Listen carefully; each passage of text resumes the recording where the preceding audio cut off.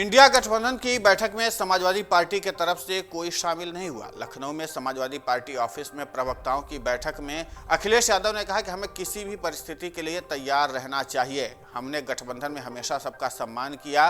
BJP के खिलाफ लड़ाई बड़ी है। हमारा संगठन सभी 80 लोकसभा सीटों पर मजबूत है। बता दें कि शनिवार को दिल्ली में बुलाई गई इंडिया गठबंधन की बैठक में समाजवादी पार्टी प्रमुख अखिलेश यादव शामिल नहीं हुए थे। इस बैठक में कांग्रेस अध्यक्ष मल्लिकार्जुन खड़गे को इंडिया गठबंधन का चेयरमैन बनाने के प्रस्ताव पर सभी दलों ने सहमति जताई है। बैठक से ममता बनर्जी, अखिलेश यादव और उद्धव ठाकरे जैसे अहम विपक्षी नेता नदारद दिखाई दे। उनकी अनुपस्थिति के बावजूद माना जा रहा है कि खड़गे को लेकर के आम सहमति बनी है। प्राप्त जानकारी के अनुसार पहले बिहार के मुख्यमंत्री नीतीश कुमार को संयोजक पद देने का प्रस्ताव दिया गया था, लेकिन उन्होंने इसे स्वीकार करने से इनकार कर दिया। बता दें कि सीटों के बंटवारे को लेकर कांग्रेस और समाजवादी पार्टी के बीच में सब कुछ ठीक नहीं चल रहा है। 9 जनवरी की बैठक के बाद शुक्रवार को दोनों दलों के बीच बैठक होनी थी, लेकिन बैठक अंतिम समय में रद्द कर दी गई। समाजवादी पार्टी की ओर से कहा गया कि कांग्रेस की तैयारी नहीं थी, लेकिन कांग्रेस की ओर से कहा गया कि उनके नेता दिल्ली में ही नहीं रहेंगे। समाजवादी पार्टी प्रमुख अखिलेश यादव ने उत्तर प्रदेश में कांग्रेस को सीटें छोड़ने में कम दिलचस्पी दिखाई है, क्योंकि मध्य प्रदेश विधानसभा चुनाव में समाजवादी पार्टी की मांग पर मध्य प्रदेश कांग्रेस प्रमुख कमलनाथ ने 6 सीटें छोड़ने को तैयार नहीं हुए। अब अखिलेश को अपना जवाब दे रहे हैं।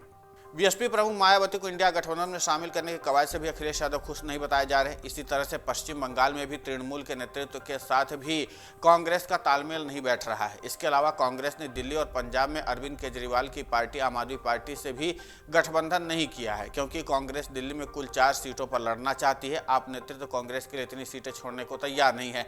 पंजाब में भी अरविंद केजरीवाल की पार्टी कांग्रेस की मांग के मुताबिक 7 सीटें छोड़ने को तैयार नहीं है।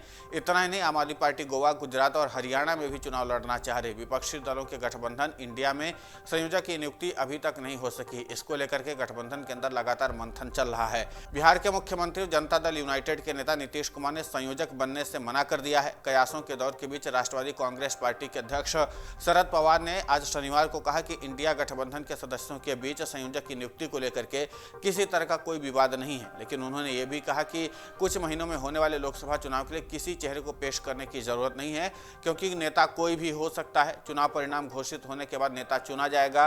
पूर्व केंद्रीय मंत्री बुजुर्ग नेता शरद पवार ने कहा कि इंडिया गठबंधन के नेताओं की आज शनिवार को बैठक वर्चुअली हुई और बैठक के दौरान बिहार के मुख्यमंत्री नीतीश कुमार का नाम संयोजक पद के लिए सुझाया गया था, लेकिन बाद का विचार किया गया कि पार्टी प्रमुखों की एक नई टीम जानी चाहिए और सभी संयोजक नियुक्ति करने की कोई जरूरत नहीं है। विपक्षी दलों की वर्चुअली बैठक के दौरान इंडिया ब्लॉक के नेताओं ने गठबंधन के विभिन्न पहलुओं, अप्रैल मई में होने वाले लोकसभा चुनावों की तैयारियों पर चर्चा की। वर्चुअली तौर पर बैठक में भाग लेने के बाद पुणे जिले के जुन्नर में पत्रकारों से बात करते हुए शरद पवार ने कहा, इंडिया ब्लॉक में शामिल सदस्यों की ओर से एक सुझाव दिया गया था, नीतीश कुमार को गठबंधन का संयोजक नियुक्त किया जाए, लेकिन बाद में कहा गया कि इसकी जगह पार्टी प्रमुखों की एक टीम बनाई जानी चाहिए। गठबंधन के लिए संयोजक नियुक्त करने की फिलहाल कोई जरूरत नहीं है। एनसीपी के अध्यक्ष ने आगे कहा कि वोट मांगने के लिए हमें किसी एक चेहरे को पेश करने की जरूरत नहीं। हम चुनाव के बाद गठबंधन का नेता अपना चयन कर लेंगे।